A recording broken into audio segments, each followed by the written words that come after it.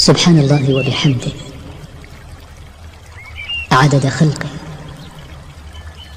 ورضا نفسه وزنة عرشه ومداد كلماته. السلام عليكم ورحمة الله وبركاته. اللهم صل وسلم وبارك على سيدنا محمد عليه أفضل الصلاة والسلام. يا صباح الخير عليكم جميعا، كل اخواتي وحبايبي اللي منوريني دايما بوجودهم على القناة بتاعتي. شايفين ما شاء الله، هي دي تربية الفراخ البلدي لإنتاج البيض. طبعا النهاردة أنا بعمل لهم كده خلطة توفير. الخلطة موفرة، فيها كالسيوم وفيها فيتامينات عالية جدا جدا لتكوين عنقود البيض عند الفراخ، بتخليهم يبيضوا معاك على طول. أنا هنا طبعا ابتديت إن أنا كده كان عندي بقطع لهم كده البتنجان اللي هو الحباية اللي بتكون كبيرة كده، ببتدي ان انا بقطعها قطع صغيرة خالص خالص، مع كام حباية من الفلفل اللي هو الاخضر ده برضو قطعته كده قطع صغيرة كمان. علشان ده بيفيد الفراخ، فيه نسبة حديد وكالسيوم وفيتامينات عالية جدا جدا. مع طبعا الخلطة اللي هي او العلقة اللي هي الموفرة، اللي هي بتزود انتاج البيض عند الفراخ، واللي بتخليكي تجمعي اكبر كمية من البيض يوميا.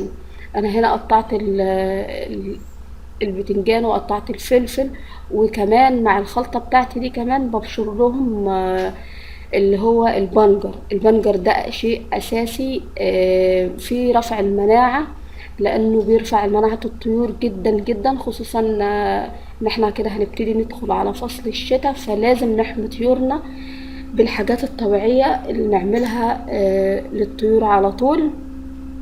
طبعا بجيب كده البنجراية، وببتدي كده ايه، يا بالمبشرة يا بالسكينة كده بتقطعيها قطع برضو كمان صغيرة خالص خالص كده، وبتقومي مقلباها كده ايه مع الخلطة بتاعتك دي بتكون موفرة. طبعا الخلطة دي عليها الخضار اللي انا ابتديت، البنجر والفلفل والبتنجان اللي انا قطعته كده، وكمان عليه العيش اللي بيكون بايت، اللي هو العيش اللي ما يصلحش للاكل يعني. ببتدي ان انا تفركيه او تقطعيه قطع صغيره عشان الفراخ تعرف ان هي تاكل منه، مع شويه دشيشه صفرة بسيطه خالص علشان ما تعملش دهون طبعا. وبقوم مقطعه كمان البنجر عليهم والفهم كلهم كده مع بعض. وطبعا شايفين الفراخ مش مستغربين خالص. انا طبعا بعودهم على الحاجات دي، علشان دايما تلاقي عنقود البيض بيتكون بسرعة عندهم كده، ويبتدوا ان هم يبيضوا، غير لما تأكلهم حاجة واحدة يوميا. طبعا اختلاف الخلطات والوصفات اللي انت بتعمليها دي بتكون شيء اساسي في تربية اي طيور، سواء البطة او الفراخ، ايا كان الحاجة اللي انت بتربيها. والفراخ عمالة تاكل ومش مستغربين خالص ما شاء الله. بقوم مقطعة ده كله كده مع بعضه. طبعا لو عندك الرز اللي هو اللي بيكون متكسر، تقدر انك انت تشتريه من المضرب، اللي هو بتكون اسعاره رخيصة، تقدر انك انت برضو تقلبيه مع الحاجة بتاعتك كده، فده بيكون كويس جدا جدا ما شاء الله. الفراخ طبعا الخلطة دي فيها نسبة أملاح وفيتامينات وكالسيوم طبيعي. الحاجات دي كلها بتغنيكي عن روافع المناعة اللي انت هتشتريها، وكمان تكون موجودة عندك في البيت. ما شاء الله، بسم الله ما شاء الله. طبعا في الفيديو اللي فات شفنا مع بعض وانا بجمع البيض بتاع الفراخ، الحاجات دي كلها بتخلي الفراخ تكون حجمها كويس معاكي، وخصوصا اللي شايفين العيش ما شاء الله. انا هنا مقطعاه خالص، الاكل كله طبعا ناشف. دايما لما تاكلت الفراخ بالذات بتحب الاكل اللي هو الناشف، ما تحطيش عليه ميه خالص نهائي، غير البط طبعا. طبعا انا هنا بقطع لهم الفلفل، يعني كم قرن كده من الفلفل الاخضر، او لو عندك فلفل احمر برضو بيكون كويس ليهم. الحاجات دي كلها دي كده عريقة رخيصة، وكمان مفيدة جدا للفراخ، وبتخليكي المكسب بتاعها ان الفراخ هتديكي انتاج عالي من البيض يوميا. هتلاقي الفراخ بتاعتك بتبيض على طول وباستمرار، وما بتقطعش من البيض. ما شاء الله، بسم الله ما شاء الله. الفراخ مش صابرة طبعا. هي الفراخ البلدي دايما بتكون يعني ما بتقعدش كده في مكان غير البط طبعا. فانا هنا لسه كنت بعمل لهم كده الاكل بتاعهم على اول اليوم. ودي اول وجبة ليهم ما شاء الله، بسم الله ما شاء الله. يا ريت لو انت لسه بتشوفي القناه بتاعتي لاول مره تشتركي فيها، ويا ريت كمان لو عجبكم الفيديو ما تبخلوش عليا من اللايك، لان من عدد اللايكات شايفين ما شاء الله.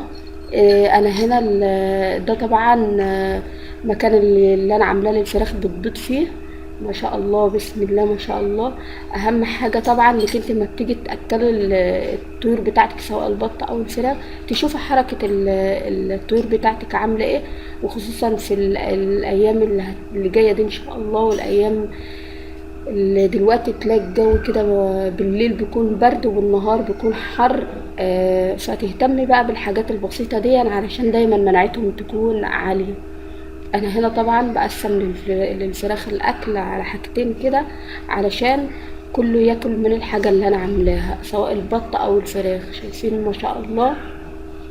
اهم حاجه كل كام يوم كده تنضفي كده تحت الطيور. التهويه كمان لازم المكان اللي الطيور بتكون موجوده فيه يكون نظيف كمان. الحاجات دي كلها بتخلي الطيور بتاعتك دايما صحتها كويسة، ما يحصلش عندك اي مشاكل ولا اسهالات ولا مشاكل معوية ولا اي حاجة. اهم حاجة انك انتي برضو تأكلي الفراخ بتاعتك اكل يكون ناشف، وما تحطيش للطيور اكل يكون بايت عندك بايظ، وهو ده اللي بيخليهم يتعبوا منك بشكل مفاجئ.